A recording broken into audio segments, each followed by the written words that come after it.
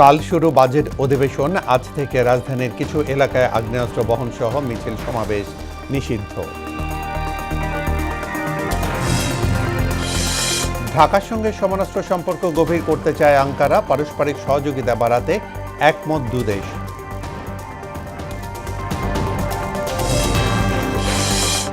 সড়ক দুর্ঘটনায় ব্রাহ্মণবাড়িয়া সিরাজগঞ্জে নিহত 6, 24 ঘন্টায় হামে আরও 5 শিশুর মৃত্যু, শনাক্ত প্রায় 1,500। এবং ঈদের ছুটির পর রাজধানীর বাজারে বেড়েছে ক্রেতা। সবজি মাছের দামে অস্বস্তি, ভোক্তাদের ক্ষোভ, বাজার তদারকির তাগিদ।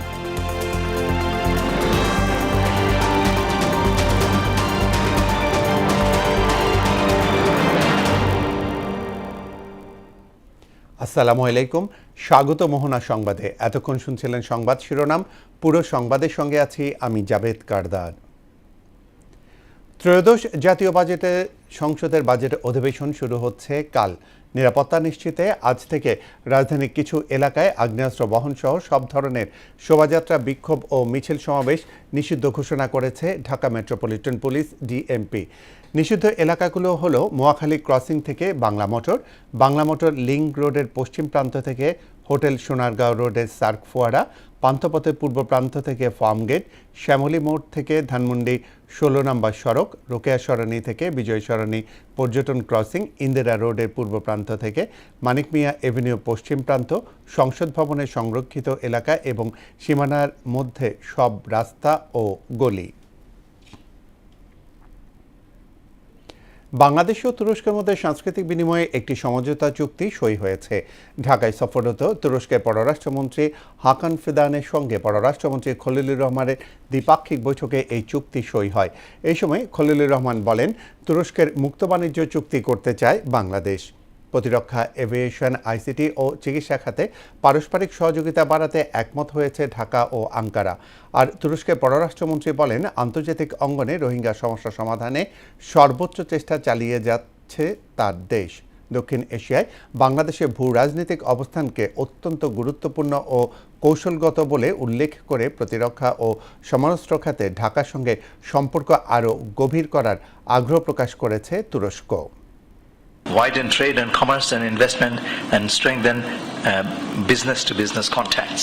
Küresel ekonomi, enerji ve güvenliği bakımından Lalmonirhat ও পঞ্চগড় সীমান্তে পৃথক 4 পয়েন্ট দিয়ে 60 জনকে বাংলাদেশে পুশিনের চেষ্টা করেছে ভারতীয় সীমান্তরক্ষী বাহিনী বিএসএফ। তবে বিজিবির তাৎক্ষণিক তৎপরতায় ওই ব্যক্তিরা বাংলাদেশে প্রবেশ করতে পারেনি। শুক্রবার ভোরে লালমনিরহাটের হাতিবান্ধা, পাটগ্রাম ও আদিতমারি উপজেলার সীমান্ত এলাকায় এই ঘটনা ঘটে। বিজিবি ও সীমান্তবাসী জানান, হাতিবান্ধা উপজেলার বরখাতা বিওপির দায়িত্বপূর্ণ সীমান্ত এলাকায় 11 জন, পাটগ্রাম উপজেলায় 65 বাড়ি বিওপি এলাকায় 10 জন এবং আদিতমারি উপজেলায় দুর্গাপুর দিঘলটারি সীমান্ত এলাকায় আরও 12 জনকে বাংলাদেশকে পুশ ইনের চেষ্টা করে বিএসএফ। এদিকে পঞ্চগড় থেকে 10 থেকে 15 জন এবং নওগাঁ সাপাহার সীমান্ত এলাকা দিয়ে নারী, পুরুষ ও শিশুসহ 17 জনকে পুশ ইনের চেষ্টা করা হয়। দেশের 48 জেলায় মৃদু থেকে মাঝারি তাপপ্রবাহ অব্যাহত রয়েছে। এর মধ্যে যশোর, চুয়াডাঙ্গা, রাজশাহী, দিনাজপুর সহ কয়েক জেলায় তীব্র দাবদাহের পূর্বাভাস দিয়েছে আবহাওয়া দফতর। সংস্থাটি জানায়, দেশের কোথাও কোথাও বৃষ্টি হলেও বাতাসে জলীয় বাষ্প বেশি থাকার কারণে এখনই গরম থেকে স্বস্তি মিলবে না। জুনের মাঝামাঝিতে বৃষ্টি বেড়ে কমবে তাপমাত্রা। মফিউর রহমানের রিপোর্ট। খুব বড় অস্বস্তিকর গরম, খুব মারাত্মক গরম, রাতে ঘুমান যায় না, বাচ্চা কাচ্চা লয়ারি খুব গরমে খুব ভুগতেছি। মানুষের তো ভিতরে একটা অশান্তি ঢুকে গেছে, ফ্যান চাললে ফ্যানের বাতাসটাও খারাপ লাগে। তীব্র গরমে হাসপাস অবস্থা মানুষের। দেশের উপর দিয়ে বয়ে যাচ্ছে মৃদু থেকে মাঝারি তাপপ্রবাহ। এতে পড়ছে প্রাণ, প্রকৃতি। তৃষ্ণা মেটাতে রাস্তার পাশে লেবু শরবতেই ভরসা খুঁজছেন সাধারণ পথচারী ও খেটে খাওয়া মানুষ। অনেক গরম, এই তাপমাত্রা আর আমরা সহ্য করতে পারছি না। অনেক কষ্ট হয়েছে এতদিন গাড়ি চালায়া, যে পরিমাণ গরম গেছে। তোকমার শরবত বানাই, আর এই যে লেবু ট্যাং। যে গরম পড়ছেন খাইতে চাইছেন কি করবো, বাচ্চা মানুষ এর জন্য খাওয়াইলাম। শুধু তাপমাত্রা বেশি হওয়ায় নয়, বাতাসে অতিরিক্ত জলীয় বাষ্পের উপস্থিতি এবং দিনরাতের সর্বোচ্চ ও সর্বনিম্ন তাপমাত্রার ব্যবধান কমে যাওয়ায় ভ্যাপসা গরম বেশি মাত্রায় অনুভূত হচ্ছে। জলীয় বাষ্পের যোগান বেশি থাকার কারণে যদিও তাপমাত্রা 36 বা 37-এর মধ্যে থাকবে, কিন্তু মানুষের অনুভূতি সেটা 40 ডিগ্রি বা তার চেয়ে বেশি অনুভূতি হওয়ার সম্ভাবনা রয়েছে। দেশের কিছু কিছু এলাকায় বিক্ষিপ্তভাবে বৃষ্টি বা বজ্রবৃষ্টি হলেও এই তাপপ্রবাহ এখনই পুরোপুরি কমবে না। দেশের 25 থেকে 50% এরিয়াতে সারা দেশেই বৃষ্টিপাতের সম্ভাবনা রয়েছে। এই বৃষ্টিপাতের কারণে এই যে তাপমাত্রা গতকালকে যেটা ছিল সেখান থেকে কিছুটা কমে যাবে, তবে সেটা কিন্তু মানুষের স্বস্তি দিতে পারবে না। দাবদাহ নিয়ে আরও খারাপ খবর দিচ্ছে আবহাওয়া অফিস। তারা বলছে, যশোর, ঝিনাইদহ, চুয়াডাঙ্গা, রাজশাহী, চাঁপাইনবাবগঞ্জ, দিনাজপুর সহ বেশ কয়েক জেলায় বইতে পারে তীব্র তাপপ্রবাহ। মৃদু থেকে মাঝারি এবং কোনো কোনো জেলায় হয়তো অল্প কিছু বিচ্ছিন্নভাবে 2-1টা জেলায় হয়তো 40 ডিগ্রি পর্যন্ত যেতে পারে। যে 40 ডিগ্রি তাপমাত্রা মানে আমাদের যে তীব্র তাপপ্রবাহ। আবহাওয়াবিদরা জানান, বর্তমানে মিয়ানমার উপকূলের কাছাকাছি অঞ্চলে অবস্থান করছে মৌসুমী বায়ু। বাংলাদেশে প্রবেশ করতে আরও 3 থেকে 4 দিন সময় লাগতে পারে। জুনের মাঝামাঝিতে সারা দেশের উপর মৌসুমী বায়ু বিস্তৃত হলে বৃষ্টিপাত বেড়ে কমবে গরমের তীব্রতা। স্বস্তির খবর বলতে পারি যে 11 তারিখ থেকে যে বৃষ্টিটা শুরু হবে তখন মানুষের যে অস্বস্তি ভাবটা কমে যাবে। তীব্র গরমের এই কয়েকদিন মানুষকে বিনা প্রয়োজনে রোদে না যাওয়া সহ পর্যাপ্ত পানি পানের পরামর্শ দেন তারা। মফিউর রহমান, মোহনা সংবাদ, ঢাকা। দৌলতদিয়া নিয়ন্ত্রণ হারিয়ে নদীতে পড়া বাসটিকে ঘাটে তুলেছে উদ্ধারকারী জাহাজ হামজা। শুক্রবার সকাল 9:30টার দিকে এই বাসটি পদ্মায় পড়ে যায়। আধা ঘন্টার মধ্যেই চালক ও তার সহকারীকে উদ্ধার করা হয়, তবে যাত্রীদের হতাহতের খবর পাওয়া যায়নি। এদিকে ব্রাহ্মণবাড়িয়ায় পিকআপের ধাক্কায় মা ছেলে সহ 3 জন নিহত হয়েছে, আর সিরাজগঞ্জে বাস চাপায় অটোভ্যানে 3 যাত্রীর মৃত্যু হয়েছে। আরও জানাচ্ছেন মিশাল বিনতে আনোয়ার।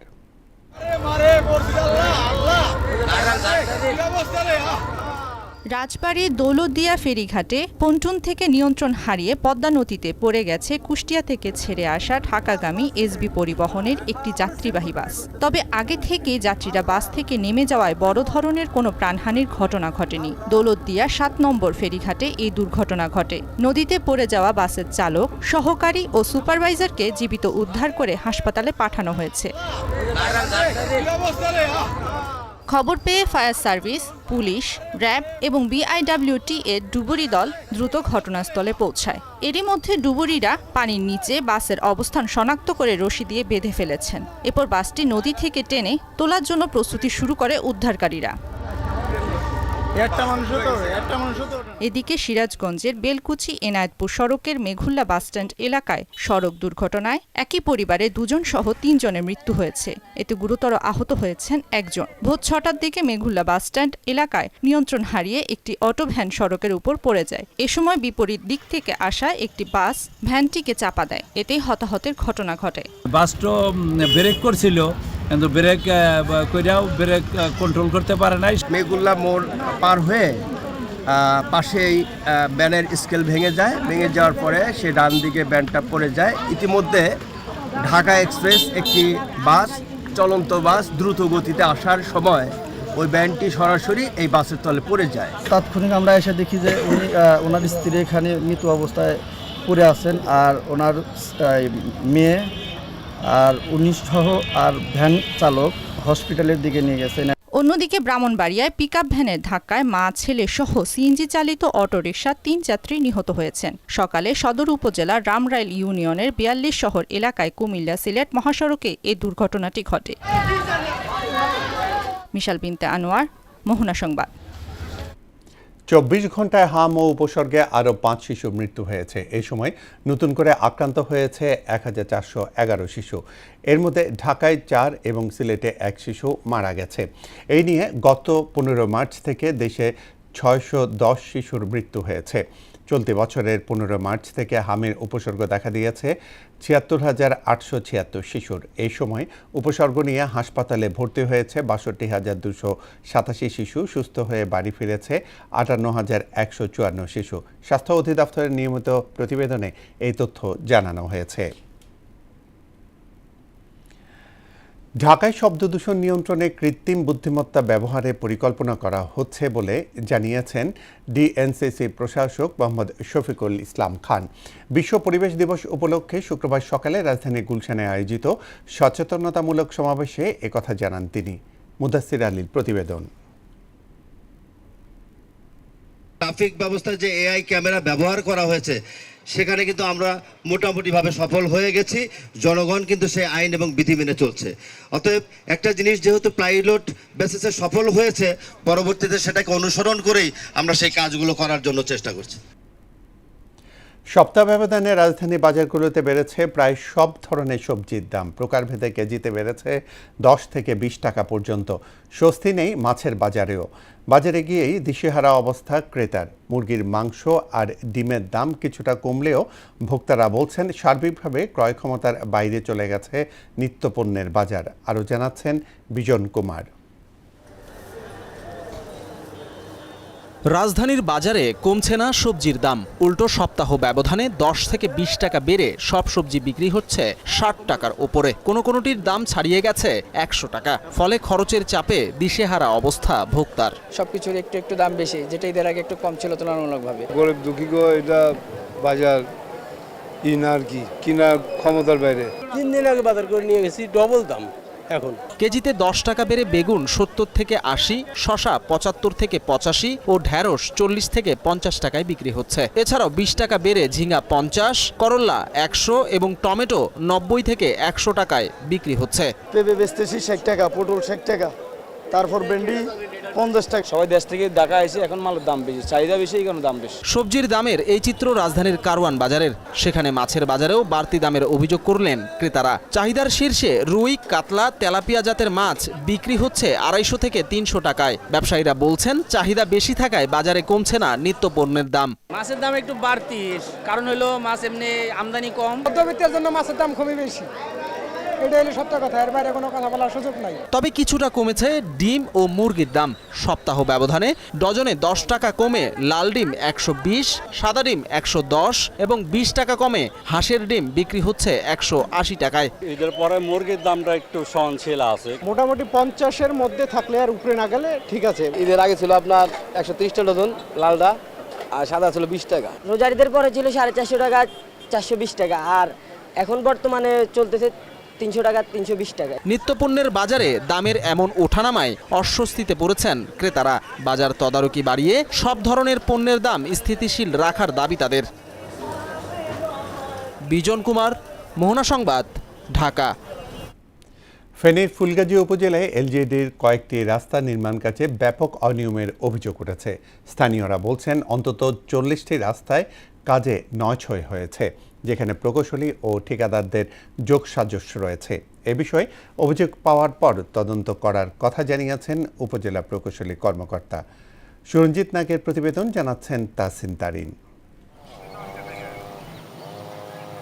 ফেনীর ফুলগাজী উপজেলায় রাস্তার পরিমাণ 450 কিলোমিটার, যার মধ্যে বেশিরভাগই পাকা রাস্তা। 2024-25 সালের বন্যায় ক্ষতিগ্রস্ত রাস্তাগুলোর মধ্যে 61টি মেরামত করা জরুরি হলেও চলতি বছরে 40টি মেরামত করা হয়। এর মধ্যেও কিছু রাস্তার কাজ এখনও চলমান। স্থানীয়দের অভিযোগ, নিম্নমানের সামগ্রী ব্যবহার ও কাজের গাফেলতিতে কোটি টাকা ব্যয়ে নির্মিত এইসব রাস্তা এখনই ভাঙতে শুরু করেছে। তারা বলছে প্রকৌশলী ও ঠিকাদারের যোগসাজশে চলছে এইসব অনিয়ম। রাস্তাটার পর্যায়ক্রমে কাজ হয় না, যারা কাজ করে এরা কাজের উপরে 2 নম্বর করে। এই রাস্তাটা অনেকদিন পর্যন্ত এই অবস্থা চলে। আমরা গাড়ি ঘোড়া চালাতে বহুত সমস্যা, গাড়ির সমস্যা, অনেক ভাঙ্গাচুরা, আমাদের গাড়ি ঘোড়া নিয়ে আসতে চলাচল করতে অনেক কষ্ট হয়। আমরা চাই রোডটাকে একটু প্রশস্ত করে রোডটাকে ভালো কাজ করে দেওয়ার জন্য সরকারের কাছে আমাদের এটাই আকুল আবেদন জানাইতেছি। অভিযোগ পেলে তদন্ত করে প্রয়োজনীয় ব্যবস্থার আশ্বাস দিয়েছেন উপজেলা প্রকৌশলী। বলেন, কাজের মান ঠিক না থাকলে ঠিকাদারকে সংশোধনের নির্দেশ দেওয়া হবে। যে ডিজাইন স্পেসিফিকেশন যেটা আছে ওইটা অনুযায়ী কাজ বুঝে নেওয়ার চেষ্টা করি, এবং ওইটা অনুযায়ী কাজ হলেই আমরা আমাদের পক্ষ থেকে যে বিল বলেন সেটা আমরা প্রসিড করি, এবং এক্ষেত্রে যদি কোনো অভিযোগ যে কোনোভাবে আসে আমরা এটাকে অ্যাড্রেস করি। জনগুরুত্বপূর্ণ সড়কে এমন অনিয়মের অভিযোগে ক্ষুব্ধ এলাকাবাসী। এই বিষয়ে দ্রুত তদন্তের দাবি করেন তারা। তাহসিন তারিন, মোহনা সংবাদ। স্বাধীনতার ৫৪ বছর পার হলেও নাটোরের বড়াইগ্রাম উপজেলার কয়েন গ্রামের মানুষের ভাগ্যে জোটেনি একটি সরকারি প্রাথমিক বিদ্যালয়ের।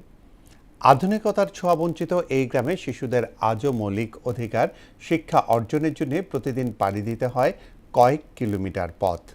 জাহিদ হাসানের প্রতিবেদন, জানাচ্ছেন মাহমুদা আক্তার।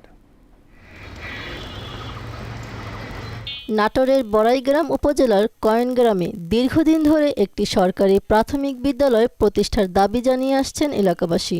শিক্ষা প্রতিষ্ঠান না থাকায় গ্রামের শিশুদের দূরের বিদ্যালয়ে যেতে হয়। প্রতিদিন মহাসড়ক পারাপারের সময় আতঙ্কে থাকেন অভিভাবকেরা।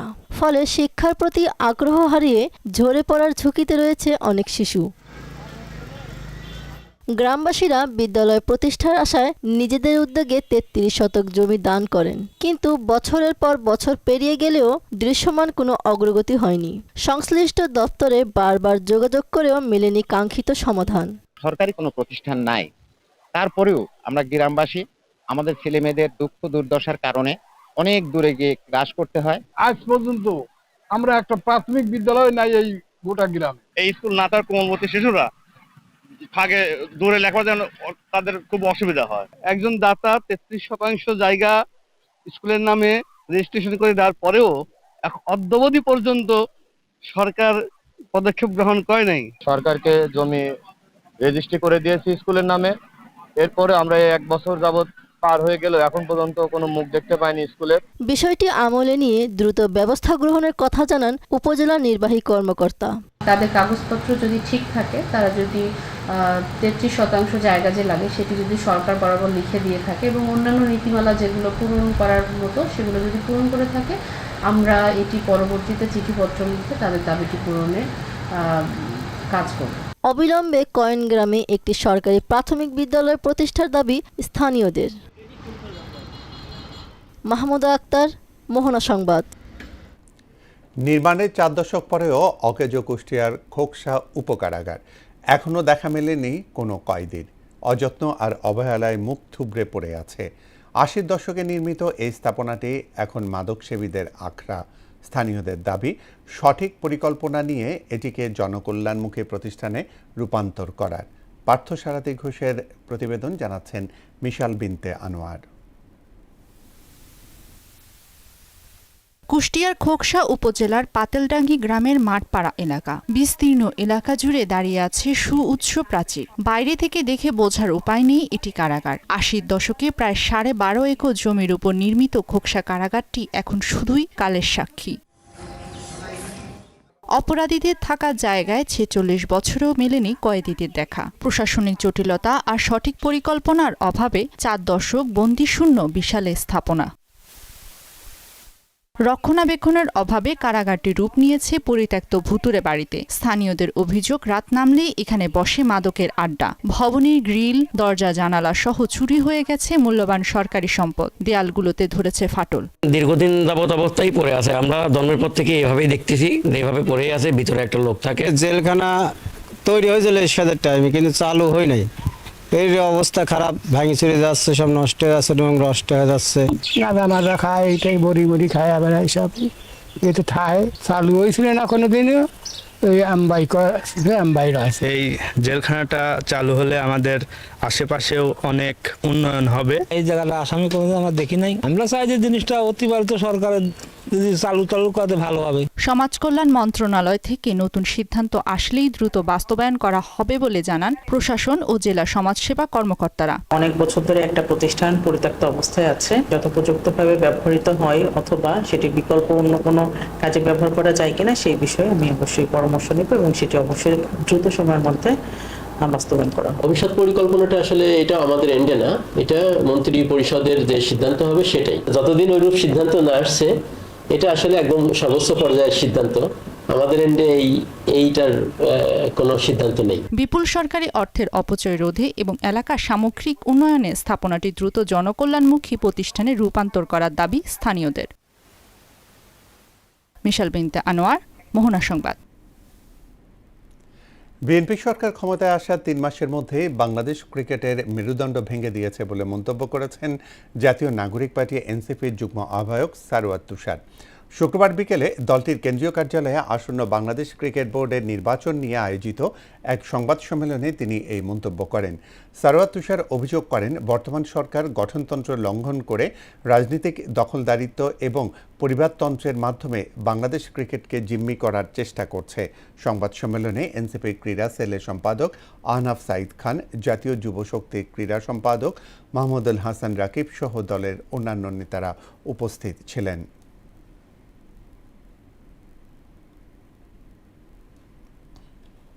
মাসের মধ্যে যে দখলবাজিটা করতে শেখ হাসিনার আওয়ামী লীগ সরকার অন্তত কয়েক বছর লেগেছিল, সেটা তারা মাত্র 3 মাসের মধ্যে সাকসেসফুলি বাংলাদেশ ক্রিকেটকে মানে তার মেরুদণ্ড ভেঙে দেওয়ার জন্য যা যা করার দরকার সবই কিন্তু বিএনপি সরকার করেছে। বাংলাদেশের ক্রিকেটকে ধ্বংস করার পেছনে ইন্ডিয়া, আওয়ামী লীগ এবং বিএনপি একযোগে মিলেমিশে আমাদের যেটা গর্বের জায়গা, আমাদের কোটি কোটি তরুণদের যে ভালো লাগার যে জায়গাটা, সেই ক্রিকেটকে ধ্বংস করছে। আন্তর্জাতিক প্রসঙ্গ। আন্তর্জাতিকভাবে ইসরায়েলি সরকার বিচ্ছিন্ন হয়ে পড়েছে বলে মন্তব্য করেছেন ইরানের সর্বোচ্চ নেতা মুস্তফা খামেনি। এদিকে যুদ্ধবিরতি ভেঙে লেবাননের দক্ষিণাঞ্চলে বোফোর্ট দুর্গে ইসরায়েলি সেনাদের ট্যাঙ্ক লক্ষ্য করে মিসাইল হামলা চালিয়েছে দেশটির সশস্ত্র গোষ্ঠী হিজবুল্লাহ। অন্যদিকে ইউক্রেন ও রাশিয়ার মধ্যে সরাসরি আলোচনার মাধ্যমে শান্তি চুক্তির প্রস্তাব দিয়েছেন ইউক্রেনের প্রেসিডেন্ট জেলেনস্কি। ঐশী আলমের ডেস্ক রিপোর্ট। সাম্প্রতিক সামরিক সংঘাতে পরাজয়ের কারণে আন্তর্জাতিকভাবে এখন আরও বেশি বিচ্ছিন্ন হয়ে পড়েছে ইসরায়েলি সরকার, এমন মন্তব্য করেছেন ইরানের সর্বোচ্চ নেতা আয়াতুল্লাহ মোস্তফা খামেনি। এদিকে মার্কিন প্রেসিডেন্ট ডোনাল্ড ট্রাম্প বলেন, মোস্তফা খামেনির সঙ্গে সাক্ষাতের বিষয়ে তার ব্যক্তিগত কোনো আগ্রহ নেই, তবে দুই দেশের মধ্যে কোনো চুক্তি চূড়ান্ত করার প্রয়োজন দেখা দিলে সরাসরি আলোচনা হতে পারে বলেও ইঙ্গিত দেন তিনি। এদিকে লেবাননের দক্ষিণাঞ্চলের বোফোর্ট দুর্গে ইসরায়েলি সেনাদের ট্যাঙ্ক লক্ষ্য করে মিসাইল হামলা চালিয়েছে দেশটির সশস্ত্র গোষ্ঠী হিজবুল্লাহ। এতে ট্যাঙ্কটি ধ্বংস হয়ে গেছে বলে জানায় সংগঠনটি। অন্যদিকে রুশ প্রেসিডেন্টের উদ্দেশ্যে লেখা এক খোলা চিঠিতে ইউক্রেন ও রাশিয়ার মধ্যে সরাসরি আলোচনার মাধ্যমে শান্তি চুক্তির প্রস্তাব দিয়েছেন ইউক্রেনের প্রেসিডেন্ট জেলেনস্কি। প্রস্তাবিত আলোচনা চলাকালীন সময়ে পূর্ণাঙ্গ যুদ্ধবিরতি কার্যকরেরও আহ্বান জানান তিনি। তবে এর আগে বৃহস্পতিবারই এমন যুদ্ধবিরতির সম্ভাবনা নাকচ করে দিয়েছেন পুতিন। ঐশী আলম, মোহনা সংবাদ। নাইজারের সাহারা মরুভূমিতে ট্রাক বিকল হয়ে তীব্র গরমে ও পানি শূন্যতায় 50 জনের মৃত্যু হয়েছে। তবে এই বিপর্যয় থেকে অলৌকিকভাবে বেঁচে গেছেন 2 জন। বেঁচে যাওয়া 2 জন মরুভূমির তপ্ত বালুর উপর দিয়ে প্রায় 50 কিলোমিটার হেঁটে এসে প্রশাসনকে খবর দেয়। স্থানীয় কর্তৃপক্ষ জানায়, নিহত ব্যক্তিরা মালি থেকে একটি মুসলিম ধর্মীয় উৎসব শেষ করে দেশে ফিরছিলেন। পথিমধ্যে নাইজার ও আলজেরিয়া সীমান্তের আসামাকা শহর থেকে প্রায় 80 কিলোমিটার পশ্চিমে মরুভূমির ভিতরে তাদের বহনকারী ট্রাকটি বিকল হয়ে যায়। বিশ্বের সেরা শহরগুলোর নাগরিক জীবন একদিকে যেমন আধুনিক, তেমনি সুন্দর শহরগুলো দৃশ্যপট, সংস্কৃতি, ইতিহাস ও ঐতিহ্য এবং প্রকৃতির সৌন্দর্যের অসাধারণ মিলন ঘটেছে এই শহরগুলোতে। ঐশী আলমের প্রতিবেদন। বিশ্বের সবচেয়ে সুন্দর শহরের তালিকায় প্যারিসের নাম না আসলে সেটা অসম্পূর্ণ। প্যারিসের প্রতিটি কোণায় রয়েছে সুন্দর মনোমুগ্ধকর দৃশ্য। এখানকার ঐতিহাসিক স্থাপত্য, কফি শপ এবং রাস্তার বাজার সবকিছুই শহরটির সৌন্দর্য বাড়িয়েছে। আরেকটি চমৎকার শহর হইয়ানে, যা তার পুরনো শহরের জন্য বিখ্যাত। এখানে ঐতিহাসিক কাঠের ঘর, প্রাচীন মন্দির এবং 17 শতকের একটি জাপানি সেতুর দেখা মেলে। আরও রয়েছে স্পেনের বার্সেলোনা। এর সমুদ্র সৈকত, আকর্ষণীয় স্থাপত্য এবং আধুনিক আর্টের মিশ্রণ একে একটি অপরিহার্য গন্তব্যস্থল করে তুলেছে। এখানে গাউডির সাদাগ্রা ফ্যামিলিয়া এবং পার্ক গোয়েলের দেখা মেলে। জাপানের কিয়োটো শহরটি তার শান্তিপূর্ণ পরিবেশ এবং প্রাকৃতিক সৌন্দর্যের জন্য বিখ্যাত। এখানে প্রচুর প্রাচীন মন্দির ও বাগান রয়েছে, যা এটিকে একটি জনপ্রিয় গন্তব্যস্থলে পরিণত করে। ব্রিটেনের লন্ডন শহরটি তার সমৃদ্ধ ইতিহাসের জন্য বিখ্যাত। মধ্যযুগ, ভিক্টোরিয়ান যুগ এবং আধুনিকতার মিশ্রণে লন্ডনের সৌন্দর্য বৃদ্ধি পেয়েছে। এবারে আসছে ইস্তানবুল, যেখানে প্রাচীন এবং আধুনিকের সম্মিলন ঘটে। এটি অত্যন্ত সুন্দর একটি শহর। এখানে রয়েছে আধুনিক মার্কেট, ওসমানীয় যুগের রাজপ্রাসাদ এবং ঐতিহাসিক মসজিদ। আধুনিকতা এবং ঐতিহ্যবাহী সংস্কৃতির মিশ্রণ সিঙ্গাপুর শহরটি। এখানে রয়েছে মনোরম স্থাপত্য যেমন সুপার ট্রি, বিশাল গ্লাস ডোম এবং পৃথিবীর সবচেয়ে বড় ফেরিস হুইল। ঐশী আলম, মোহনা সংবাদ। 2026 ফিফা বিশ্বকাপ বাংলাদেশের দর্শকদের জন্য টেলিভিশন ও ডিজিটাল উভয় মাধ্যমেই দেখার সুযোগ নিশ্চিত হয়েছে। দীর্ঘদিনের অনিশ্চয়তার অবসান ঘটিয়ে এবার দেশের একাধিক টেলিভিশন চ্যানেল ও একটি ডিজিটাল প্ল্যাটফর্মে বিশ্বকাপের ম্যাচ সরাসরি সম্প্রচারের পরিকল্পনা চূড়ান্ত হয়েছে বলে জানা গেছে। প্রাপ্ত তথ্য অনুযায়ী বাংলাদেশ টেলিভিশন, সময় টিভি এবং টি স্পোর্টস বিশ্বকাপের ম্যাচগুলো সরাসরি সম্প্রচার করবে।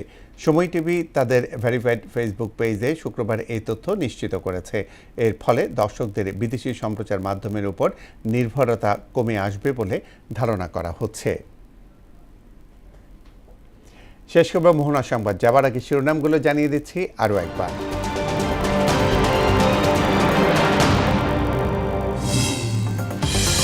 কাল শুরু বাজেট অধিবেশন। আজ থেকে রাজধানীর কিছু এলাকায় আগ্নেয়াস্ত্র বহনকারী মিছিল সমাবেশ নিষিদ্ধ। ঢাকার সঙ্গে সমরাস্ত্র সম্পর্ক গভীর করতে চায় আঙ্কারা। পারস্পরিক সহযোগিতা বাড়াতে একমত দুদেশ। মিয়ানমারের উপর চাপ বাড়ানোর আহ্বান। সড়ক দুর্ঘটনায় ব্রাহ্মণবাড়িয়ায় সিরাজগঞ্জে নিহত 6, 24 ঘন্টায় হামে আরও 5 শিশুর মৃত্যু, শনাক্ত প্রায় 1,500। এবং ঈদের ছুটির পরে রাজধানীর বাজারে বেড়েছে ক্রেতা। সবজি মাছের দামে অস্বস্তি, ভোক্তাদের ক্ষোভ, বাজার তদারকির তাগিদ। এই ছিল মোহনা সংবাদে। মোহনার সবশেষ খবর জানতে ভিজিট করুন www.mohana.tv। সংবাদ দেখতে পারেন ফেসবুক, ইউটিউবেও। এতক্ষণ সঙ্গে থাকার জন্য ধন্যবাদ সবাইকে।